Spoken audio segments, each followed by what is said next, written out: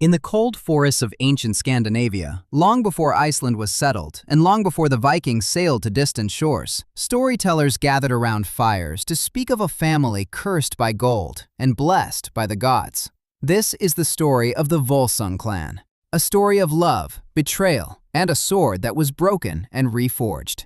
By the end, almost everyone in it will be dead, and yet, for more than 1,000 years, people have refused to let it be forgotten. The story begins with a king named Volsung, a descendant of the god Odin himself. In the world of the Old Norse sagas, claiming descent from a god was not just a boast, it was a way of explaining why a family seemed destined for greatness, and often for tragedy. Volsung ruled a kingdom and raised many children, but one matters most to this story: his son, Sigmund. At Volsung's hall stood a great tree, its trunk rising straight through the roof. One night, a stranger arrived at a feast uninvited. He wore a cloak, a wide hat pulled low over one eye, and he carried a sword. Without a word, he drove the blade deep into the tree trunk and announced that whoever could pull it free could keep it. Many tried. Only Sigmund succeeded. The stranger vanished into the night. It was Odin, testing the family he claimed as his own. That sword would shape everything that followed. Years later, after treachery, war, and the deaths of nearly all his brothers, Sigmund's blade shattered in his final battle. He died, believing his line might end with him. But his young wife was pregnant, and she gathered the broken pieces of the sword, determined that they would matter again one day. She named her son Sigurd. To understand why this detail mattered so much to the people who told this story, it helps to remember how Norse society worked. A family's honor and future often rested on a single object, passed from father to son, whether a sword, a piece of land, or a name. A broken blade was not simply ruined metal. It was an unfinished story, waiting for someone strong enough to finish it. Sigurd was raised far from his father's kingdom, fostered by a blacksmith named Regin, a strange and clever man who taught the boy to ride, to fight, and to think. But Regin had his own reasons for raising a hero. He told Sigurd of a treasure guarded by a dragon named Fafnir, and of a curse that clung to that gold like smoke. Regin claimed the treasure was rightfully his, stolen by his own brother, who had transformed into the dragon to protect it. He wanted Sigurd to kill Fafnir and bring the gold back to him. Sigurd agreed, but first he asked Regin to reforge his father's broken sword. The pieces were melted down and hammered back into a single blade, so sharp it could cut a strand of wool floating on water. This sword was called Gram, and it would follow Sigurd for the rest of his short, blazing life. Sigurd rode out to find the dragon. Rather than face Fafnir head-on, he dug a pit along the trail the beast used to reach the water and waited hidden beneath the earth. When Fafnir passed overhead, Sigurd drove Gram upward into the dragon's heart. As the creature died, it warned Sigurd that the gold was cursed and would destroy whoever possessed it. Sigurd did not yet understand how true those words would become. Following Regin's instructions, Sigurd roasted the dragon's heart. When he touched it to check if it was cooked, a drop of hot blood burned his finger. Instinctively, he put the finger to his mouth, and in that instant, he could suddenly understand the language of birds nearby. The birds were warning him that Regin intended to kill him and take the treasure alone.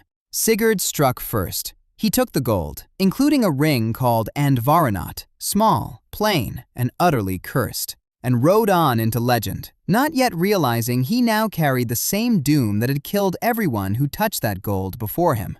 His journey soon led him to a mountain surrounded by a wall of flame. Within it slept a warrior woman named Brynhild, a Valkyrie punished by Odin, and placed into an enchanted sleep for defying his will on the battlefield. Sigurd rode through the fire without hesitation and woke her. What followed felt, to those who first told this story, less like romance and more like fate finally meeting itself.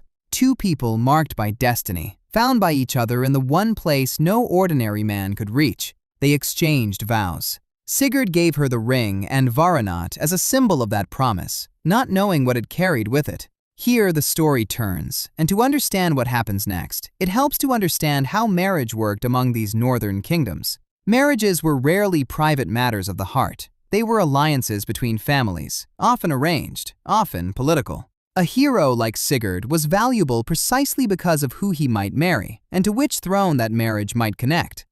Sigurd traveled on to the court of King Giuki, ruled alongside his cunning wife, Grimhild. There he met their daughter, Gudrun, and their sons, Gunnar and Hugni. Grimhild saw an opportunity. She brewed a potion of forgetfulness and gave it to Sigurd, erasing his memory of Brynhild entirely. Believing himself free to marry, Sigurd wed Gudrun instead. Grimhild was not finished. She wanted Brynhild's power bound to her family as well, so she convinced her son Gunnar to seek Brynhild's hand. But Brynhild had made an oath that she would marry only the man who could ride through the wall of fire around her mountain, and Gunnar could not pass through it. Using magic, Sigurd took Gunnar's shape, rode through the flames in his place, and won Brynhild for his friend, believing this was simply a favor between kinsmen. Brynhild, believing Gunnar himself had proven worthy, agreed to the marriage. It is worth pausing here on how deeply oaths mattered in this world. A broken promise was not simply disappointing. It could undo a person's honor entirely, and honor, in these societies, often mattered more than wealth or even survival. Brynhild had built her entire identity around one vow. She did not yet know it had been won through deception. Sigurd's memory eventually returned, but the marriages could not be undone. He said nothing, choosing silence over chaos, and lived for a time as though the truth did not exist. It might have stayed buried, had two proud queens not gone down to a river one day to bathe.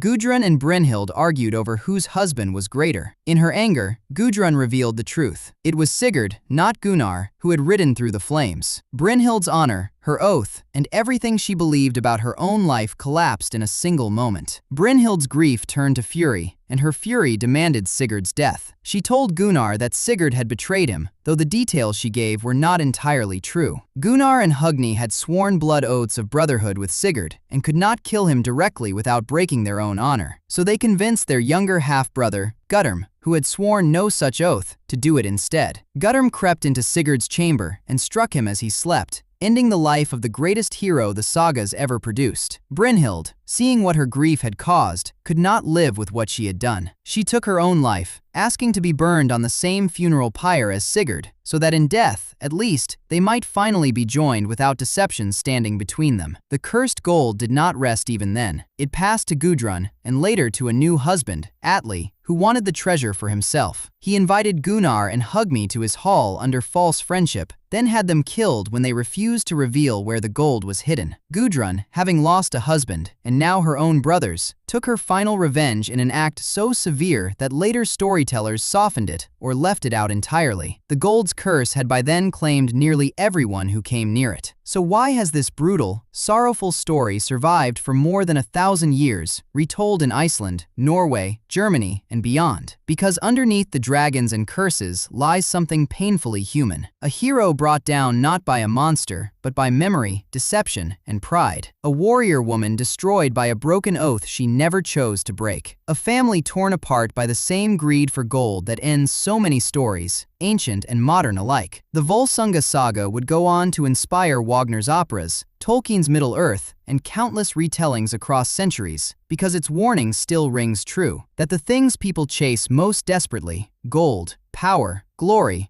often carry the very curse that destroys them. And in the end, storytellers gathered around fires to speak of a family cursed by gold and blessed by the gods. Not because the story had a happy ending, but because it told the truth about what people are capable of, for better and for worse. Please give a like and a follow if you think I deserve it. It really means a lot for small creators like myself.